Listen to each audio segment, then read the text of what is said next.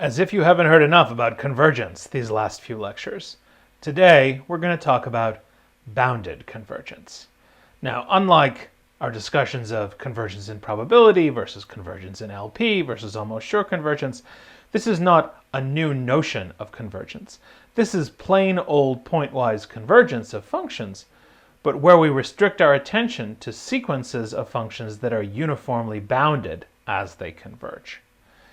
Following notation from Driver's Notes, section 12.1, we say that a set H of real-valued functions on a space omega is closed under bounded convergence if, for any uniformly bounded sequence in H that has a pointwise limit function, that pointwise limit function is back in H. For example, the space of all bounded functions is, of course, closed under bounded convergence. A uniformly bounded sequence of bounded functions that converges to a bounded function. We can be a little more precise than that. We could talk about the bounded functions that are measurable with respect to some particular sigma field on the domain, with the Borel sigma field as usual in the range. That too is a set which is closed under bounded convergence, because limits of measurable functions are measurable. But not every family of measurable bounded functions is closed under bounded convergence. In fact, many of the nicest ones, from our perspective, are not. Consider the set of continuous bounded functions on the real line, and this subset, the set of continuous compactly supported functions on the real line. A continuous function on a compact set is bounded, and functions in here are continuous on a compact set and zero outside that compact set, therefore they are also bounded. These two sets are not closed under bounded convergence, and we can see that with examples like this. For any interval from A up to B, this is a sequence of continuous compactly supported functions. Here's an example where A is 2 and B is 4. And what we have is a tent function. As n increases, the tent is expanding out this way and in this way.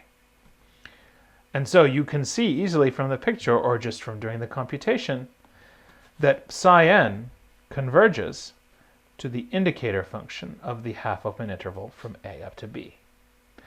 Note also that psi n stays in between 0 and 1, and so in particular psi n is bounded by 1 in absolute value for all n on the whole real line. So here I have a sequence of continuous, compactly supported functions on the real line.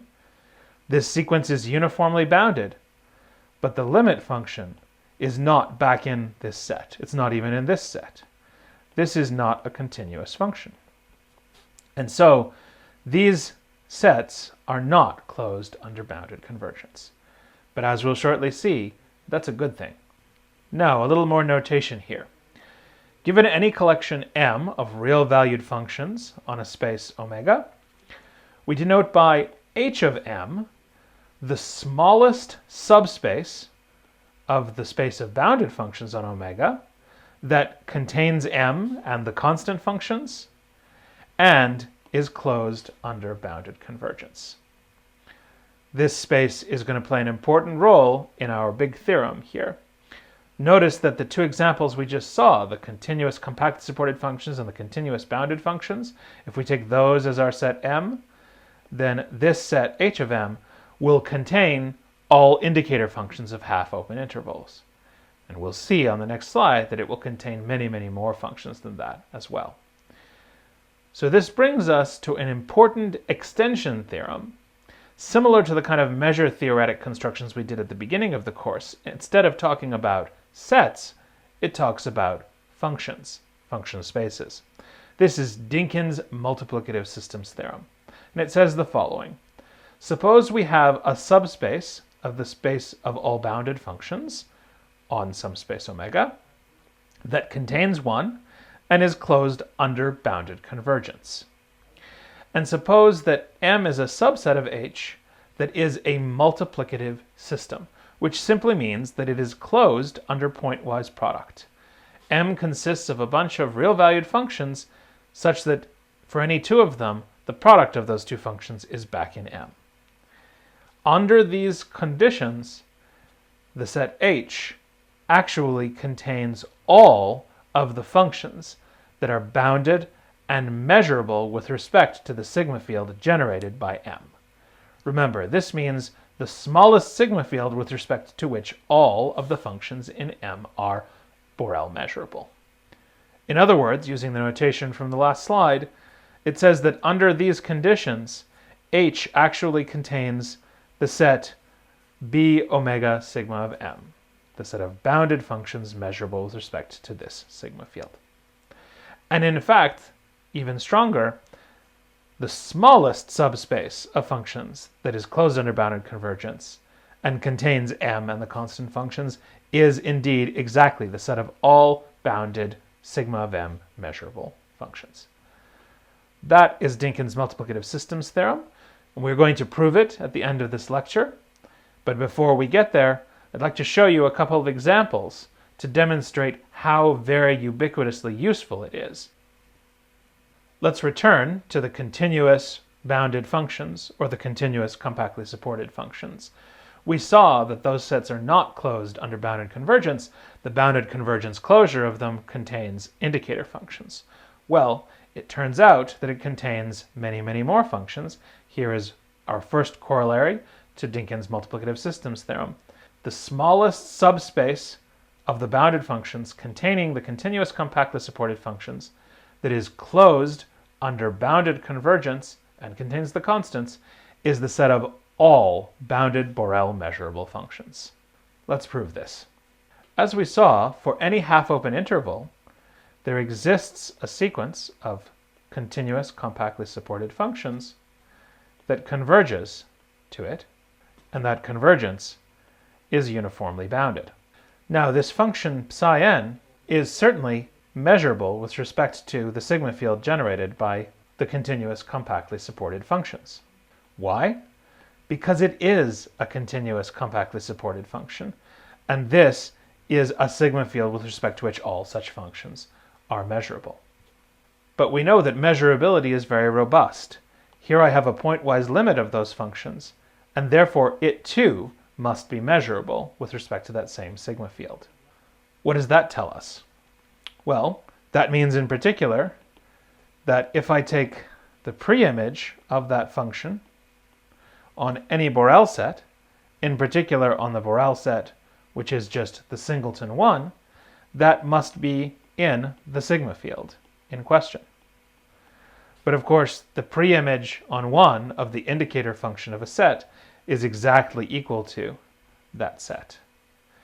And so we can see that all half-open intervals are contained in this sigma field. But that means that the sigma field generated by all half-open intervals is contained in there. And the sigma field generated by all half-open intervals is the Borel sigma field. But at the same time, smooth compactly supported functions are Borel measurable functions because they're continuous, and all continuous functions are Borel measurable. And so that tells us that this sigma field is contained in the Borel sigma field, since it's the smallest one with respect to which they're all measurable. And so we conclude that the Borel sigma field is the smallest sigma field with respect to which all of the continuous compactly supported functions are measurable. Now, the set of continuous compactly supported functions is a multiplicative system. A product of two continuous functions is continuous, and a product of two compactly supported functions is compactly supported. Thus, by Dynkin's multiplicative systems theorem, the smallest subspace closed under bounded convergence that contains the continuous compactly supported functions and the constant functions is equal to the space of all bounded functions measurable with respect to the sigma field generated by the continuous compactly supported functions, which we just showed is exactly the Borel sigma field. And there we have it. Every bounded Borel measurable function is a uniformly bounded limit of compactly supported continuous functions. Let's look at another way that the Dynkin multiplicative systems theorem can be used as an extension tool. Suppose that we have two Borel probability measures on the real line. Now we know a fair bit about those. They're radon measures. They are determined by their cumulative distribution function. But let's not go down that road. Let's instead look at something more related to the change of variables formula. Suppose that I know how to integrate those measures against some nice functions, say the continuous compactly supported functions. And suppose that I know this. The integral of any continuous compactly supported function agrees against the two measures. Well, it turns out that is enough to conclude that those two measures are exactly the same on the full Borel sigma field.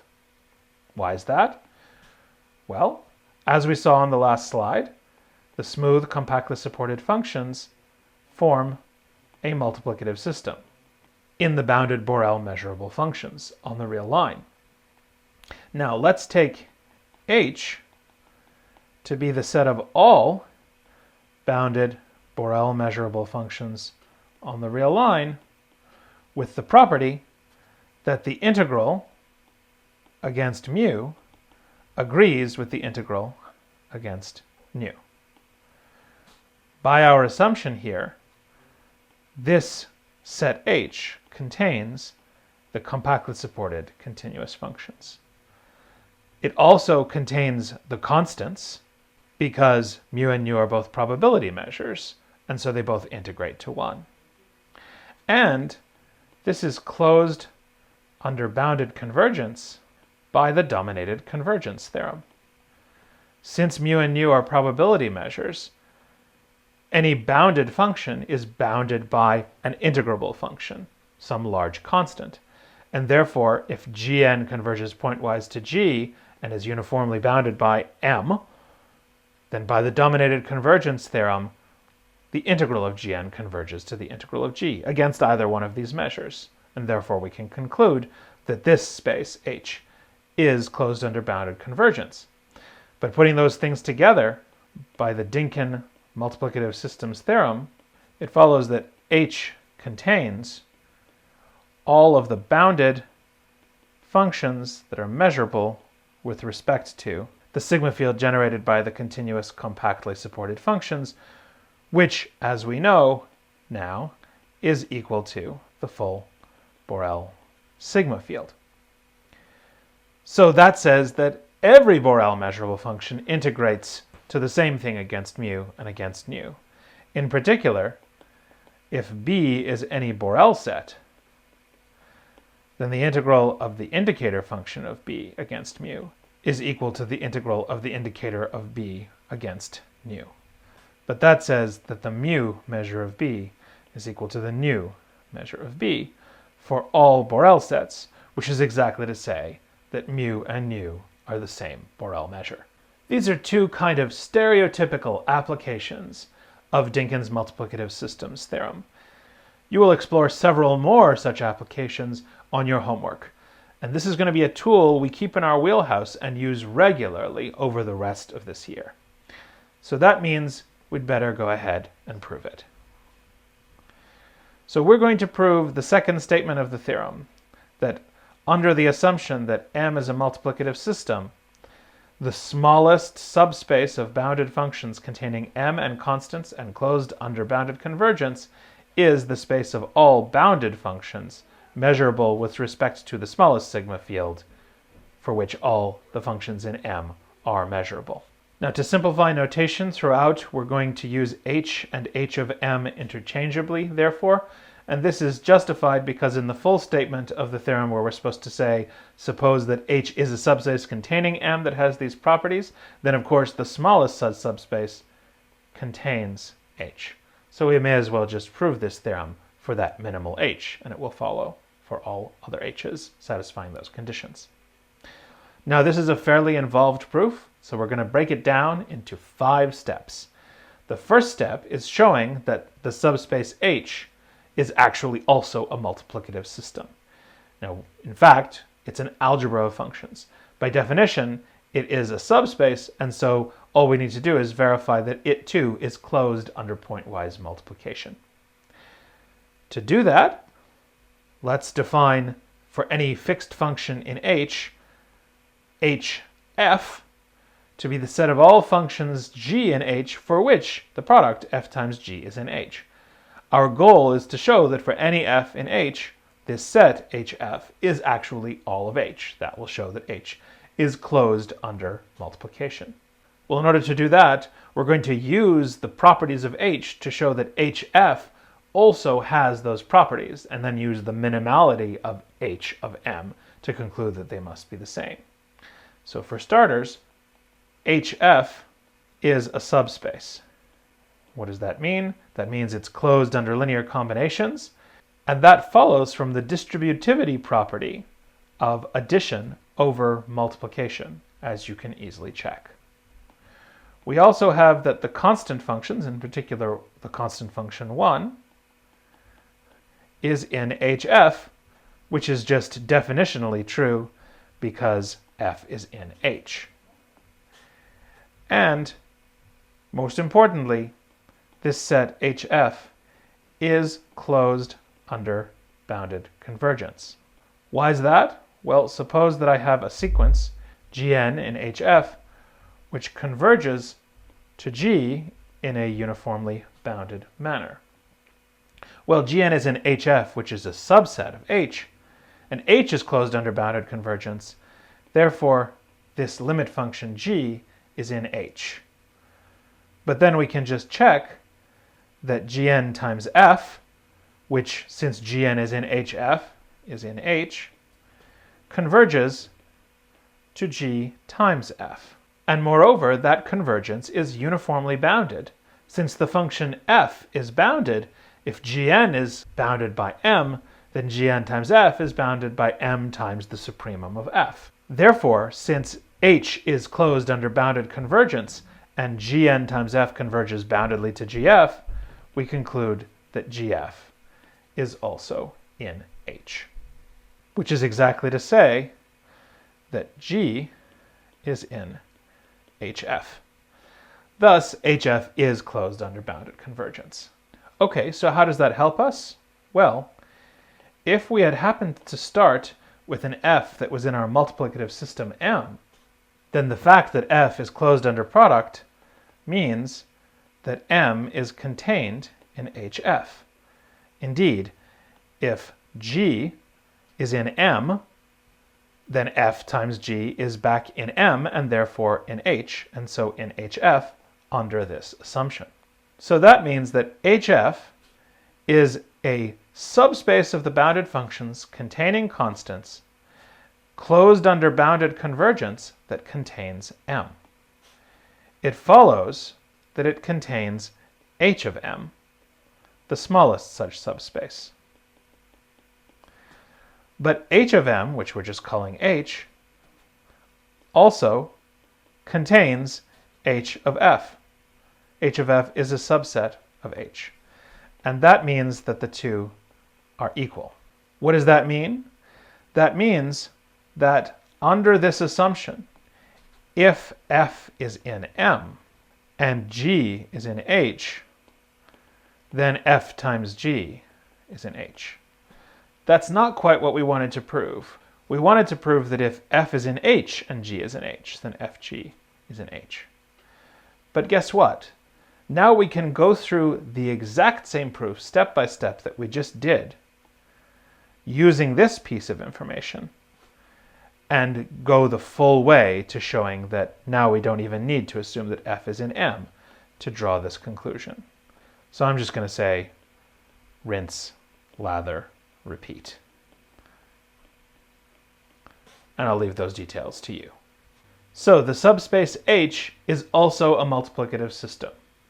How does that help us? Well, step 2. Let F be the set of all subsets of the space omega whose indicator function is in H. That collection of subsets is a sigma field. Let's just check the definition of a sigma field step by step. We need to see that the empty set and the full set omega are in here. Well, that's just saying that we need to see that the indicator of the empty set, which is 0, is supposed to be in H. Well, that's true because H is a subspace. How about the indicator of omega, which is the constant 1? Well, that's in H because H contains the constants by assumption. Now, what about if A is in this collection F? We need to see that the complement of A is in there. The complement of A has indicator function equal to 1 minus the indicator function of A. Since A is in F, the indicator of A is in H, and H is a subspace, and therefore contains this linear combination of two elements in H, which means by definition that A complement is in F. Now, what about closure under unions or intersections? Well, let's break it down. First, for finite intersections. If A and B are in F, that means that the indicators of A and B are in H, but H is a multiplicative system, as we just showed, which means that H contains the product of those two indicator functions, which, as we know, is the indicator function of the intersection. And that indicator being in H is the statement that the intersection is back in this set F. So we've now concluded that F is an algebra. It contains the empty set, the whole set, is closed under complements, and finite intersections, and therefore finite unions. So we just need to check that it's a sigma field, and one way to do that is to check that it's closed under increasing unions. If I have a sequence AN of sets in F, whose increasing union is a set A, then, well, we look at the indicator function of AN. By assumption, that's in H. But if AN is an increasing family of sets, then that converges pointwise to the indicator of A, and that convergence is uniformly bounded because all the terms are bounded by 1. And that is therefore in H, because H is closed under bounded convergence. But that is what it means to say that that union A is in F. And so we have shown all of the conditions that verify that F is a sigma field. This sigma field can be thought of as a kind of projection of H into the subsets of omega. And we'll see momentarily that that sigma field is closely related to the one we're interested in, the sigma field generated by M. But first, let's note this important step 3. The space of all bounded measurable functions, measurable with respect to that sigma field F, is actually contained in H. Why is this? Well, if A is any subset in F, that means that the indicator of A is in H, and H is a subspace. It's closed under finite linear combinations. That means that any finite linear combinations of these things, indicator functions of sets in F, are in H. But those finite linear combinations are exactly the F measurable simple functions. So those are all contained in H. Now, F measurable simple functions are exactly the things we use to approximate really nicely any F measurable functions. And that's what we're going to do here. Let's let F be any bounded F measurable function. Well then, we can find a sequence phi n of F simple measurable functions that converges pointwise to F. And better yet, if you examine our proof, you will find that you get bounded convergence here because F is bounded. After all, phi n is constructed as phi n plus minus phi n minus, where phi n plus increases to F plus, and phi n minus increases to F minus. If F is bounded, so are F plus and F minus, and therefore phi n increasing to a bounded function is bounded from above and also from below as it increases. And phi n minus is also bounded above, therefore its negative is bounded below. And therefore this thing is uniformly bounded by the bounds on f plus and f minus added up, if you like. Now H contains all of these, and H is closed under bounded convergence, and therefore this bounded convergence limit of those simple measurable functions is in H. And that is what we wanted to show. This might not seem so surprising given that f was constructed from H in a natural way. But the relevant point here is that that sigma field f is sufficiently rich to solve our problem. And that's what step 4 says. The sigma field we're interested in, the sigma field generated by the multiplicative system M, is contained in the sigma field f. Just to remind you, that sigma field f is defined to be the set of all subsets of omega whose indicator functions are in H. So let's prove this. That sigma field generated by M, by definition, that's the sigma field generated by the union of all pullbacks of Borel sets by functions in M. Well, because the Borel sets are generated by half-open intervals or half-infinite open intervals, that sigma field is also generated like this by the preimages of all half-infinite open intervals under all functions in M. That means that in order to show this statement, it suffices to show that all such sets, that is, the set in omega where f is bigger than a for any real number, is contained in f.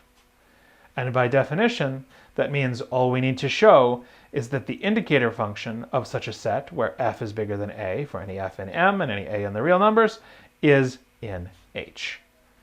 So how are we going to do that? We're going to do that by a double approximation. The first thing we're going to do is just look at the indicator function of the half-infinite open interval from a up to infinity. We're going to approximate that by some nice continuous functions similar to the ones on the first slide. These ones aren't going to be compactly supported, but it's the very same idea here. These are tent functions that are 1 after a plus 1 over n, 0 before a, and affine in between. As n goes to infinity, this tent becomes more and more tilted and approaches pointwise in a bounded manner the indicator function in question. Well, that means that if I compose psi n with our function f that we're interested in from the multiplicative system, that will converge pointwise and also boundedly to the indicator of the set where f is bigger than a. Okay, so where has that gotten us?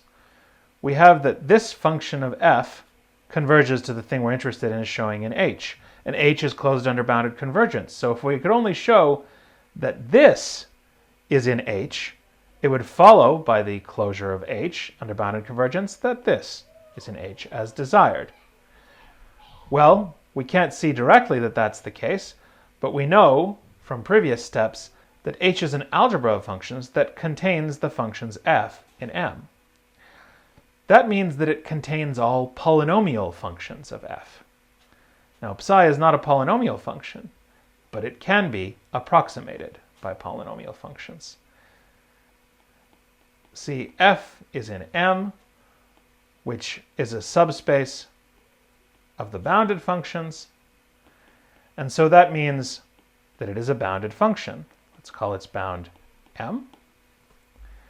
Now, by the Weierstrass approximation theorem, there exist polynomials, p and k, that converge uniformly to psi n as k goes to infinity on the compact interval from minus m up to m. And since H is an algebra, the polynomial Pnk composed with f is in H. After all, that's just a sum of some scalar multiples of some powers of f. And the fact that f is in H and H is an algebra shows this fact. Well, we can then conclude that P and K composed with F converges uniformly and therefore boundedly, as K goes to infinity, to psi n composed with F.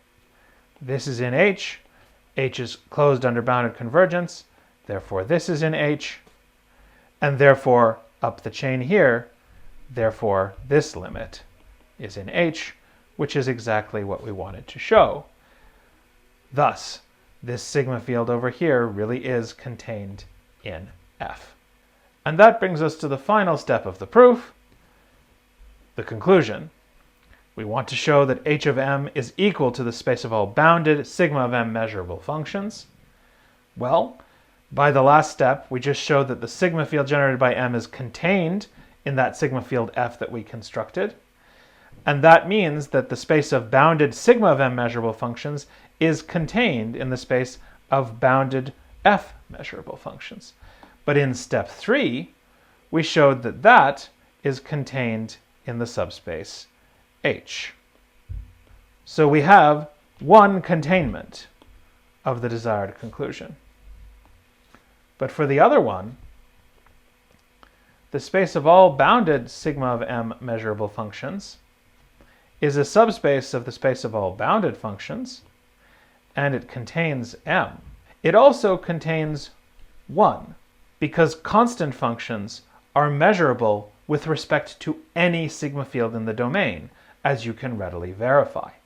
Therefore, this is a subspace closed under bounded convergence containing M and constant functions, which by definition tells us that the smallest such subspace is contained in it.